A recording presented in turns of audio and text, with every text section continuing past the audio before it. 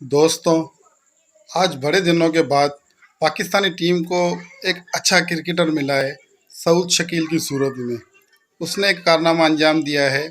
आज श्रीलंका और पाकिस्तान के मैच के अंदर पाकिस्तान के 121 पे 5 खिलाड़ी आउट हो गए, जिसमें बड़े बड़े नामवर खिलाड़ी आउट हो गए। बाबर आजम, अब्दुल्ला शफीक, शान मसूद, सरफराज अहमद, ये इमाम उल हक, ये सारे खिलाड़ी आउट हो गए। उसके बाद सऊद शकील ने सलमान आगा के साथ मिलकर पार्टनरशिप लगाई और 121 पे जब 5 आउट थे और उसको लेके गया वो 461 पर। 208 रन इसने बनाए। सऊद शकील ने डबल सेंचुरी बनाई और नॉट आउट गया है। 461 रन का एक अच्छा स्कोर बना दिया है पाकिस्तानी टीम के लिए। इसकी मैं आपको मज़ीद थोड़ी सी डिटेल बताऊं कि ये सऊद शकील का ये छठा मैच था और इसने 3 मैच इंग्लैंड के खिलाफ खेले, उसमें 2 फिफ्टियाँ मारी।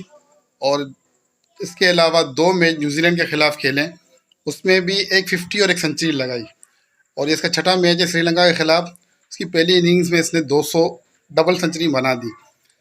अब इसके बाद एक मौका है, इसने छठे मैच में उसकी 11वीं इनिंग्स के अंदर अपने 600 से ऊपर स्कोर कर लिए।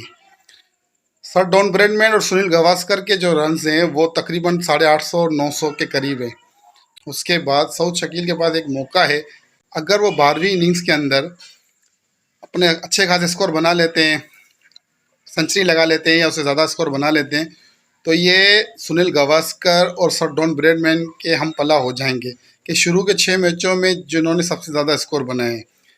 ये एक अच्छी पाकिस्तान के लिए खुशखबरी है कि एक अच्छा बैट्समैन पाकिस्तान को मिला है और जो मुश्किल हालात के अंदर भी खेल सकता है। हम दुआ को हैं कि ये सऊद शकील आगे भी इसी तरह खेले और पाकिस्तान को मुश्किल हालात से निकाले और पाकिस्तान की क्रिकेट को बेहतरी की तरफ लेके जाए।